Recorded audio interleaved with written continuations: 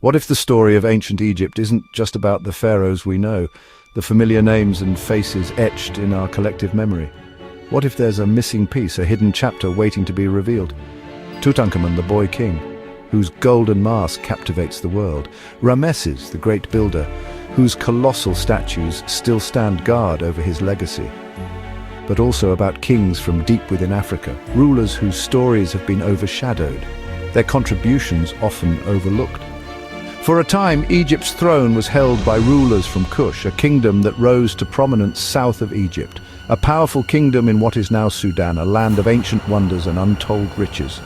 These Black Pharaohs came from Nubia, a region with a history as rich and complex as Egypt itself, a land rich in gold, ivory, and a vibrant culture that thrived for centuries, influencing and being influenced by its northern neighbor.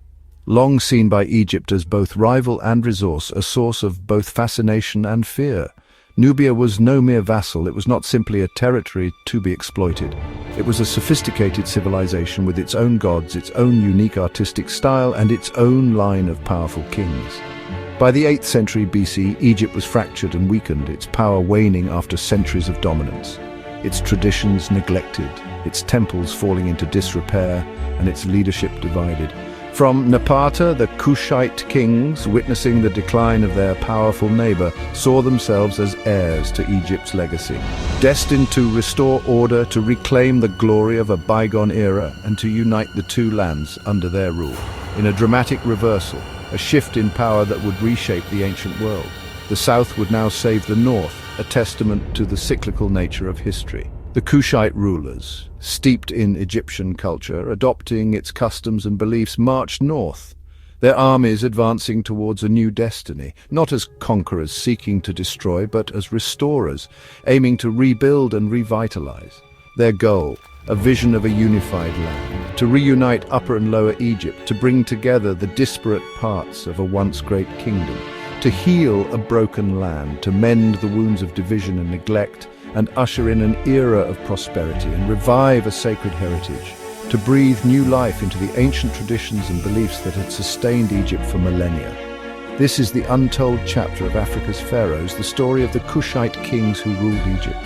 Their journey would reshape the Nile Valley and history itself, leaving an indelible mark on the sands of time. The Kushite conquest, a pivotal moment in ancient history, was spearheaded by the formidable King Piye.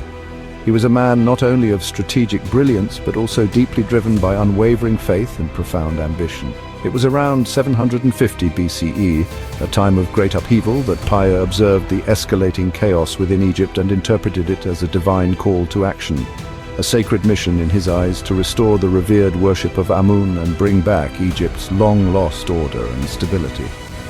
His military campaign, meticulously recorded for posterity on the Grand Victory Stele, was not merely a series of battles, but a deeply spiritual undertaking infused with religious significance. Piye strategically led his formidable army northwards, making sure to pause at various sacred sites along the way, publicly presenting himself as the divinely chosen instrument of Amun's will. One by one, city after city willingly surrendered to his advancing forces as they were swayed by his shrewd promise of clemency and the restoration of legitimate rule. The previously divided and warring princes of Egypt ultimately bowed in submission to King Piye, who successfully united the entirety of the Nile River Valley, stretching from the Delta region all the way to Nubia. And with that, Egypt's transformative 25th dynasty officially began, ushering in the celebrated era of the Black Pharaohs. However, rather than imposing their own cultural norms and traditions, the Kushites made the conscious decision to revive and reinvigorate existing Egyptian traditions with unparalleled zeal and dedication. Their enlightened rule ultimately sparked a true renaissance, seamlessly blending their own rich African cultural roots with the established glory of ancient Egyptian civilization. And so, under their wise and benevolent guidance, Egypt experienced a glorious rebirth. After Piye, his successors, especially Taharka, brought the dynasty to its height. Taharka, famed in the Bible, was a builder and warrior presiding over a flourishing empire. He restored temples, blended Nubian and Egyptian styles, and defended Egypt from the mighty Assyrians. For years he held back foreign threats, even aiding Jerusalem against invasion. But the Assyrians eventually overpowered the Kushites, sacking Thebes and ending their rule over Egypt. Though their empire fractured, the Black Pharaohs' legacy endured in stone, art, and memory. Their reign marked a high point of unity and cultural revival along the Nile. The 25th dynasty, a period often overlooked, was in fact a significant cultural renaissance, a time of artistic and spiritual rebirth. It was not just a political one, but a profound transformation that reshaped the identity of the region. The Kushite pharaohs, with their unique perspective, revived ancient Egyptian art, breathing new life into age-old traditions. They also revitalized religion, reaffirming the importance of the gods, and even embarked on ambitious pyramid building, a testament to their power and devotion. They began constructing steep-sided pyramids in Nubia, echoing the grandeur of the past while forging a new architectural identity. Their art beautifully fused Egyptian forms with distinct Nubian features, creating a unique aesthetic that reflected their dual heritage. They were proudly displaying their African heritage, showcasing their identity with confidence and artistic flair. They wore double uraeus crowns, a powerful symbol representing their rule and authority over both lands, Upper and Lower Egypt. They deeply honored Amun, the king of the gods, often depicted with ram's head amulets signifying power and fertility. Their unwavering devotion led to the restoration of numerous temples, preserving sacred spaces for generations to come. They revived ancient ceremonies and rituals that had been long neglected, bringing back a sense of spiritual connection. By uniting Egypt and Nubia under their rule, they forged a truly unique hybrid culture, a blend of traditions and beliefs. It was both distinctly Egyptian and undeniably African, a testament to their inclusive vision.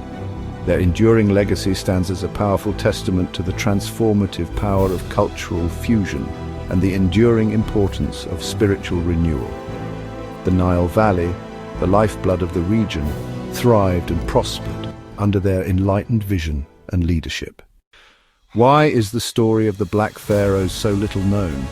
For centuries, biases in archaeology and history downplayed Africa's role in Egypt's story. Early scholars dismissed Kushite achievements, unable to accept a powerful Black dynasty ruling Egypt. The Assyrians, Greeks, and Romans wrote the histories that survived, often ignoring the 25th dynasty. But today, new research is reclaiming their legacy. The Black Pharaohs were not just conquerors, they were restorers and innovators. Their story challenges old assumptions and enriches our understanding of Africa's past. The kings from Kush remind us Africa was always a cradle of civilization.